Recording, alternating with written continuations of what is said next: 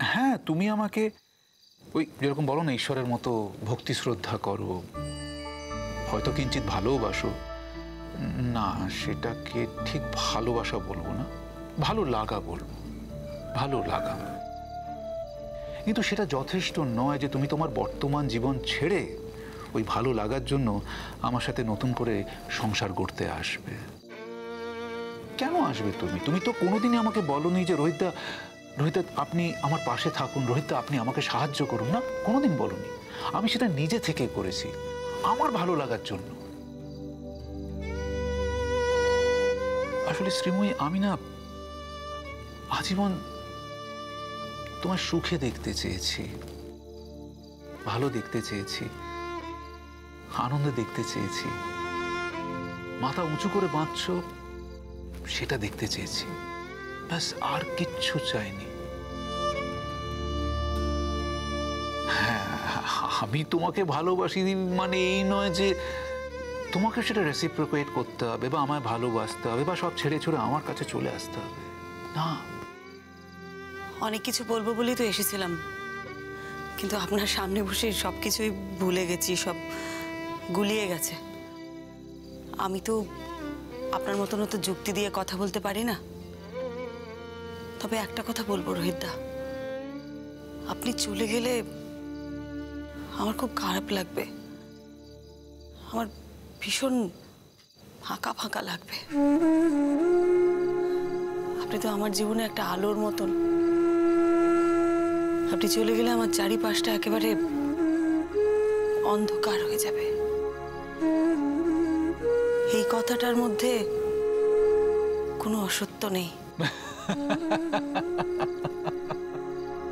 আপনি হাসছেন রোহিতদা?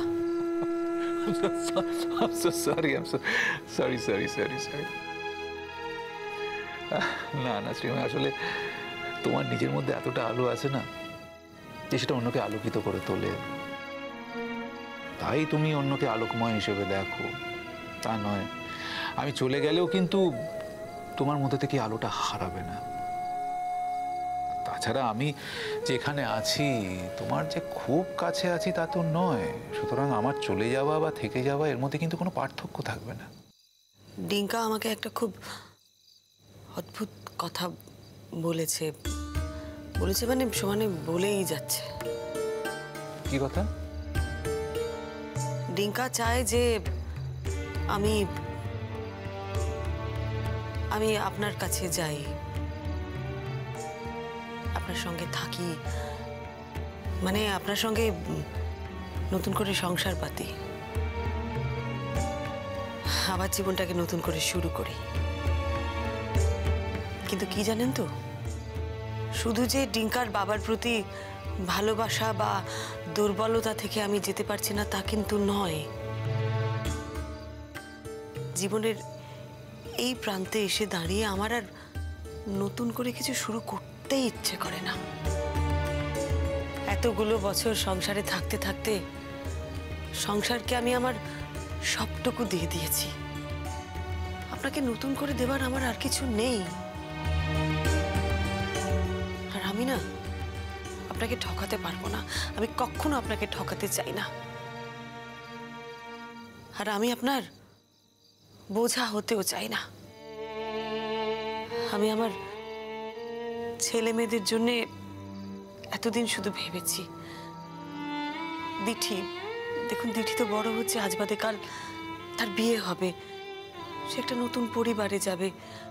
আর এখন যদি আমি আপনার সঙ্গে নতুন করে আবার একটা জীবন শুরু করার কথা ভাবি, তাহলে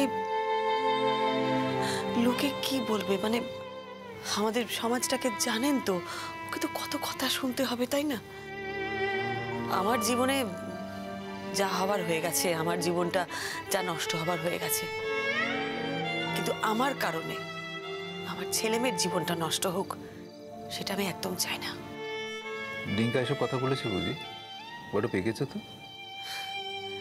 না, আসলে ডিঙ্কা আপনাকে অন্ধের মতন ভালোবাসে। অন্ধের মতো ভালোবাসলে বুঝি এসব কথা বলা যায়? আমি বললাম তো, আমি যুক্তি তর্কতে আপনার সঙ্গে পারবো না। আমার সঙ্গে ডিঙ্কার যা কথা হয়েছে আমি সেটাই বললাম আপনাকে। একটু অশান্তিও হয়েছে ওর সাথে আমার। কি নিয়ে? ওই ডিঙ্কার বাবার জন্য আমি রান্না বান্না করছি, কখনো ঘরে খাবার পৌঁছে দিয়ে আসছি। ডিঙ্কা আসলে একদম চায় না যে ওর বাবার কোনো রকম সেবা শুশ্রূষা আমি করি। আচ্ছা আমাকে আপনি একটা কথা বলুন, আজ হয়তো ওই মানুষটার সাথে আমার স্বামী স্ত্রীর সম্পর্ক নেই, কিন্তু ও তো একটা অসুস্থ মানুষ। অনিন্দ্য সেনগুপ্তর জায়গায় যদি অন্য কোনো একটা লোক হতো, আমি তো একটা অসুস্থ মানুষ হিসেবেও তার সেবা করতে পারতাম। আমি না কিছুতেই ডিঙ্কাকে বোঝাতে পারছি না যে একটা অসুস্থ মানুষের সেবা করার জন্য ভালোবাসার দরকার হয় না। কিন্তু আছে তো। হ্যাঁ, ভালোবাসা আছে তো। জানি না, দেখুন ও তো আমার 3 সন্তানের বাবা। হ্যাঁ, একটা অনুভূতি নিশ্চয়ই আছে ওর প্রতি, সেটাকে ভালোবাসা বলে কিনা আমি ঠিক জানি না। একটা রিকোয়েস্ট করবো শ্রীময়ী, অনিন্দর সাথে সম্পর্কটা রিনিউ করে নাও না। এখন তো ওনার জীবনে জন্মগ্রহণ নেই, কোনো কমপ্লিকেশনসও নেই। না রোহিতা, আমি আর এটা করব না। আপনি এই কথাটার আভাস আগেও দিয়েছেন, কিন্তু ওই যে বললাম আমার আর নতুন করে কাউকে কিচ্ছু দেবার নেই, আমি কাউকে কিছু দিতে পারবো না। আর একটা কথা বলুন তো, যেহেতু আমি একটা মেয়ে, আমাকে সেই জন্যে ভাঙাচোরা হোক যেরকমই হোক একটা সম্পর্কের মধ্যে থাকতেই হবে, বা একটা নতুন করে বিয়ে করতে হবে। মানে এর তো কোনো মানে নেই, তাই না?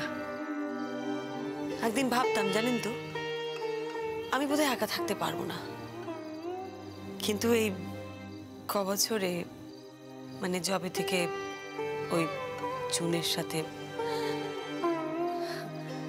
তবে দেখি তো আমি একা।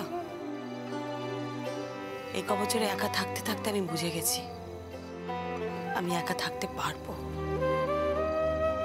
আমি একা থাকতেই পারবো।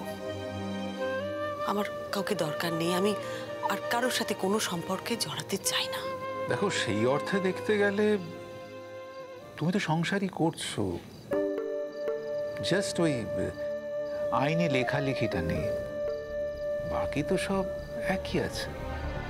25-26 বছর বিয়ের পর তখন স্বামী স্ত্রীর মধ্যে সম্পর্কটা আর ওই ঘনিষ্ঠ মাখো মাখো থাকে না, একটা ভরসার জায়গা তৈরি হয়। মনে হয় আমার প্রিয়তম বন্ধু, আমার সঙ্গী। তখন প্রায়োরিটিসগুলো বদলে যায়, মনে হয় যে ভালো আছে তো, সুস্থ আছে তো, কোনো রকম অসুবিধা হচ্ছে না তো, বাস পাশে থাকাটাই যথেষ্ট। খেয়াল করে দেখবে, তুমি ঘরের এক কোণে আছো, অনিন্দ ঘরের আরেক কোণে, কিন্তু ওই একটা ঘরেই আছো, ওটাতেই স্বস্তি, ওটাতেই আনন্দ, এবং ওটাই ভালোবাসা। সেই সংসারে কিন্তু এখনো তুমি কর্ত্রী, সবার দেখভাল করছো, হেসে ঠেলছো, কাজে যাচ্ছ, কাজ থেকে ফিরে আবার বাড়ি সবার দেখভাল করছো, যত্ন নিচ্ছ, তোমার ছেলে মেয়েদের, তোমার শ্বশুর শাশুড়ির, তোমার পুত্রবধূদের, অনিন্দর, সবই আগের মতোই চলছে। ব্যাস ওই যেটা বললাম, আইনি লেখালেখিটা নেই, তাছাড়া এটাই তো যথেষ্ট, তাই না? তাই বলছিলাম, ভেবে দেখো যদি রিনিউ করা যায় তো। ঠিকই বলেছেন, আমার কিন্তু এখনো কিছু দায়িত্ব বাকি আছে। যেদিন আমার সব দায়িত্ব শেষ হয়ে যাবে, সেদিন হয়তো সত্যিই আমি একা থাকবো।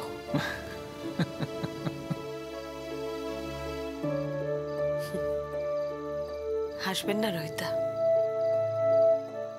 আমি জানি না আপনার আমার সম্পর্কে কি ধারণা, মানে আমাকে নিয়ে মনে মনে আপনি কি ভাবেন, তবে আজ একটা কথা বলবো, এই জন্মে তো হলো না, জন্মান্তর বলে যদি কিছু থাকে। আমার তো একটা মুশকিল শ্রীময়ী, আমি যে জন্মান্তরে বিশ্বাস করি না, আর আরেকটা বিষয় আমার ঘোরতর আপত্তি, তোমাকে আগেই বলেছিলাম, আমাকে সান্ত্বনা পুরস্কার দিও না, ওটা আমার পছন্দ নয়। আমি বিশ্বাস করি, সেই জন্য আমি ঈশ্বরকে সবসময় বলি পরজন্মেও যেন আপনার সঙ্গে আমার আবার দেখা হয়, আমি যেন আপনার সাথে সংসার করতে পারি। এই জন্মেও তো একটা সুন্দর সংসারের হাতছানি ছিল আমার কাছে, কিন্তু ওই আমারই দোষ, সেই জন্যই আমি সেটা গ্রহণ করতে পারিনি। সামনের জন্মে এই ভুল আমি আর করব না রোহিতা। আমি যা যা অন্যায় করেছি আপনি আমাকে তার জন্য মাফ করে দিন। সত্যি বলছি, আপনি চলে গেলে আমি খুব একা হয়ে যাব, আমার চারপাশটা একেবারে ফাঁকা হয়ে যাবে। আমার এই একার জীবনে একমাত্র ছায়া কিন্তু আপনি। আপনি বিশ্বাস করুন বা না করুন, এই কথাটা কিন্তু সত্যি।